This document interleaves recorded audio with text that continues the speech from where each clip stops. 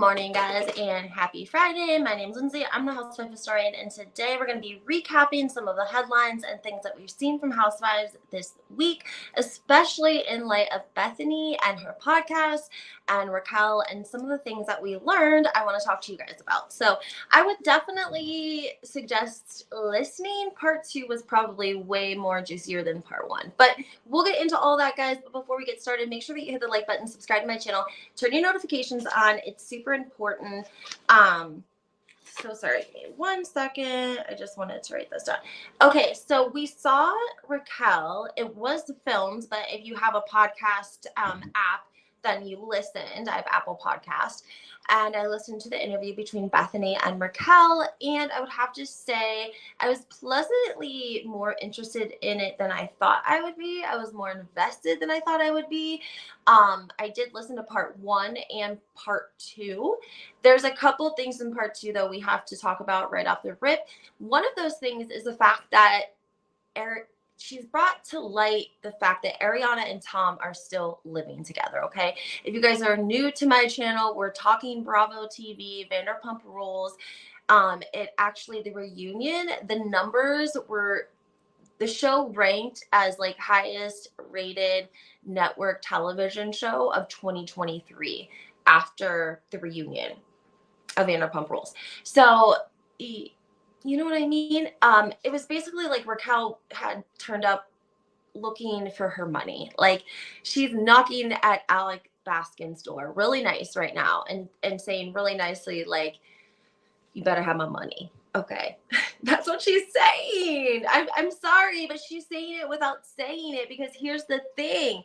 Bethany, like, almost hyperventilated. She, like, I don't, she was making sounds and stuff when she read the numbers and was like, oh my gosh, it was 11.5 million for the reunion. She was like, even in the heyday of the Real Housewives of Atlanta, big numbers were like 4.5 million, right? Not 11 million. So she's like, the network is laughing all the way to the bank, right, Raquel? And Raquel's basically like, yeah. And then Bethany says that her assistant made more than Raquel did last year on Vanderpump Rules.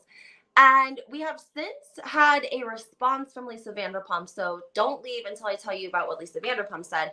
But I mean, this was a little surprising to me as well. I mean, we have heard, of course, that the networks, your first year, you're not going to be making a whole lot. And we do know that Vanderpump Rules was like on the dying end of about to be canceled. So I don't know what her original contract number looks like, but Lisa Vanderpump was in the parking lot. I'm not sure what restaurant she was at, but the press caught her, and she said, you know, she hadn't listened to the entire interview yet, but she had heard about the assistant part. And she said, let me assure you that that is not the case unless the Bethany's assistant is making over $300,000 a year. So I was like, they must have given her money or given her a bonus of some sort after the fact, because I'm sure that cannot be what she signed on at, over $250,000 for Vanderpump Rules when it was about to be canceled. I just don't see that, but I'm sure that they've been maybe they do like quarterly reviews or something along those lines, and they go by ratings and distribute extra money as they see according. Regardless, she also said that there is someone from the Bravo community that was fired from Vanderpump Rules and is now getting their own spinoff, and it's because of the fact that it's hush money, basically. She said it's like hush money because they don't want this girl to come out and talk about James Kennedy's, I don't know the right word to use, but there's been a lot of accusations about physical, and allegedly Bravo doesn't want, she knows a lot of this girl from Vanderpump Rules who was fired for, I think it was like racist comments or something. Like, there was a bunch of people fired a couple of years ago. I think Jax and Brittany were one of them as well. I think her name is Kristen. I didn't follow Vanderpump Rules until all of this stuff happened. I mean, I knew about it, but I didn't follow it closely. Bethany does a great job when she breaks down also what was said at the reunion. And Sorry guys, I was just checking my mic. This is my life today.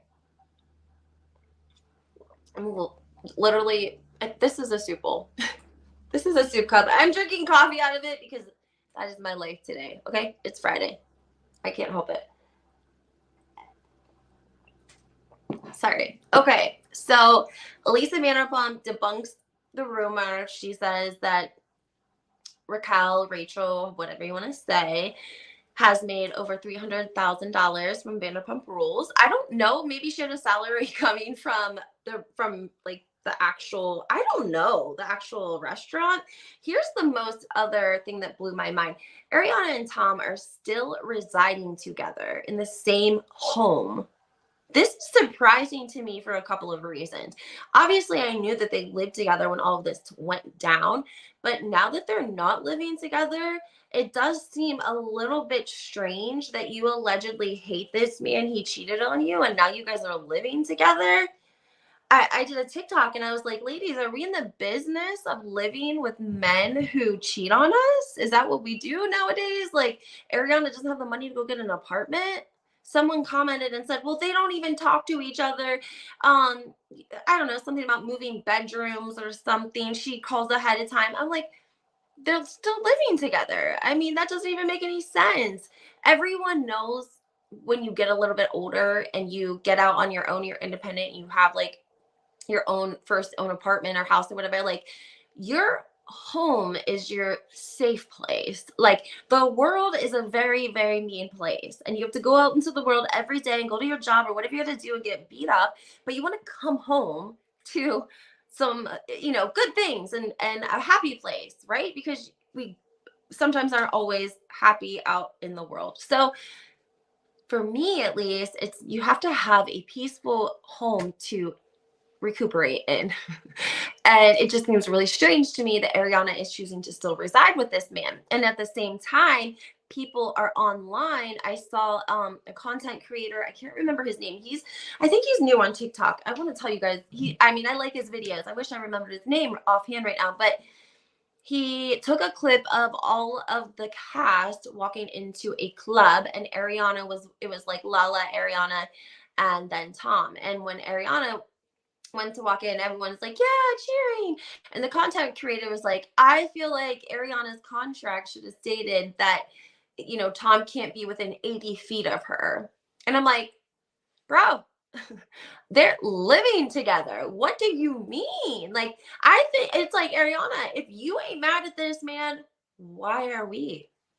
We all have to be asking ourselves that. If Ariana is not mad at this man, I mean, I think it would be bad enough to have to work with him. Like, who wants to work with someone that cheated on you, that you were in a relationship with for years and years? That doesn't sound amazing. But if you're living together too, like, what is really going on? That makes me question. And it kind of makes me feel like, okay, maybe there is some validity to the things that Raquel is saying, that maybe you guys weren't maybe is this a relationship of convenience, like, considering I know that allegedly they have like their house maxed out, at the bank, the line of credit or mortgage or whatever, for money that they put into Tom's restaurant. But regardless, we've seen Ariana book millions of dollars in brand deals. And allegedly, according to Raquel, Tom was offered a producer part on Vanderpump Rules, which of course is going to up his salary. The cast is getting called back for another season. So check mark to them. They're all getting another year of paychecks. And Raquel's kind of sitting back like, I am part of the reason that this is even happening. I'm not getting paid for it. And on top of it, you guys demeaned me and disrespected me on national television. That's the feeling I kind of got from her. I was a little turned off that she's 28. I don't know why. I thought she was like 23. I thought she was like a PYT, a pretty young thing, like young thing, not like 2 years away from the dirty 30. That, I don't know, question marks, because by then you know what you're doing. Okay, that ain't your first time sleeping with your friend's boyfriend. Okay, if you're doing it at 28, you done it before. because people, it's when by the time they get to 28, they either have a moral compass that aligns with that or doesn't. I'm not judging either way. I'm just saying some people, some women will not engage at all with men who are married, right?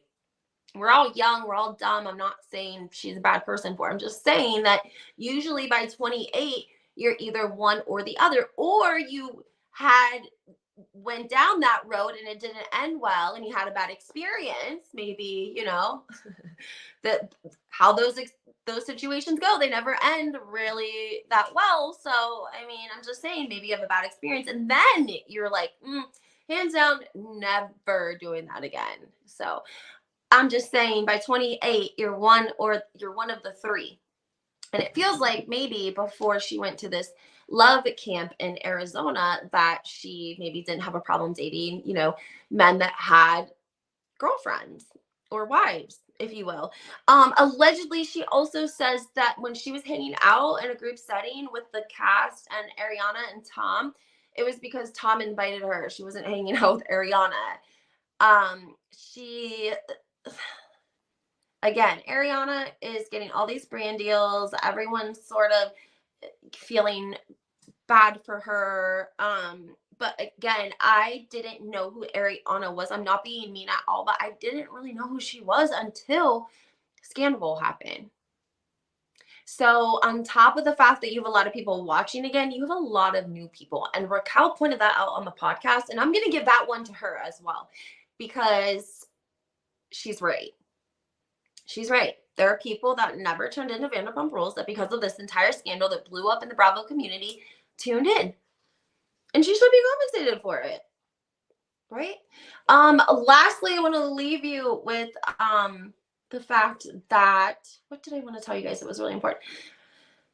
Bethany is getting tore up on the internet because people are saying, well, did you pay Raquel for the podcast, Bethany? Are you going to pay her every time you reuse some of the content from the interview? Are you? Are you going to cut her a check, Bethany? Well, allegedly she didn't get paid for doing it, so I don't know if she will. I don't know if there's a check in the mail on the way. I don't know. She must have just done it for free. She did talk about living with Shayna. It's like living in Shayna's apartment when Shayna and Brock were living in San Francisco, and the cat had surgery and been exposed to like mercury, and Shayna and Brock couldn't be around because she was breastfeeding. So essentially she wasn't living there for free. She was taking care of their cat in the apartment. She was also doing Shayna's podcast. And another thing I also want to remind you guys, Bethany listed off a lot of the things that the ladies called her at the reunion, cast, right? Disgusting, horrible, piece of shit, we're done with you, yada, yada, yada. Here's the thing though. Shayna was allegedly sleeping with Brandi Glanville's husband while he was married to Brandi. That was part of the fallout between Lisa Vanderpump and Brandi Glanville. That's what made Brandi turn from Lisa Vanderpump and go to Team Kyle, was that sort of situation, because she was bringing Shayna around because she was a server at Vanderpump restaurants. I.e. Vanderpump Rules is born. Okay. So yeah, Brandi and LVP weren't so great. And then you have Lala. We all know, guys, who doesn't know the story of Lala and Emmett, Randall Emmett, the producer. He used to have a lot more money, I think, than he has now, but right on the show, she was very open. She like gave him the business the first night for like a Range Rover, and he was like married and had 2 kids. Lala and his wife get along great now. I think they all have a great relationship, but I'm just saying, repeating, what she said has been documented. This is all documented. Okay. So y'all were sleeping with married men too. Y'all were sleeping with married men. I would have been like, bitches, you guys were sleeping with married men. Tom's not married to Ariana. Like, y'all are way worse than I am. You're over here like, Brandi Glanville's husband, he had 2 kids, 2 sons, right? Randall Emmett, 2 daughters. So I don't know. It seems a little hypocritical that Andy Cohen, nobody brought that up at the reunion. Like, She needed one person, right? I know that it's like kill or be killed in the Bravo community, but at the same time, like, you got to give people one person that's on their team. You can't literally have the whole entire cast at this girl. You should have gave her one person that was going to be like team Ariana, because it's easy to stay here and say whatever and defend her, but in the moment when you're trying to defend yourself, like, you need someone. When you need mental rest, honey, you need a friend that's going to stick up for you. And when your words are miscombobulated because you're so emotional, like Teresa Giudice gets, I'm the same way. You need someone that can relay what you're trying to say to help communicate, because we're emotional creatures. So I just think that's a little crazy. But let me know what y'all think. Let me know if you listened to the interview. Do you think also, is this going to be the end of Raquel's chances with Bravo? Is this going to get her blackballed from the Bravo community? Also, we have to talk about the fact that, did you guys hear that Bethany is like ditching the whole lawsuit thing with NBC, because allegedly there's already a lawsuit in process from someone from Married to Medicine? Yeah, I'm going to talk about that in my next video. So, all right, guys, we'll talk.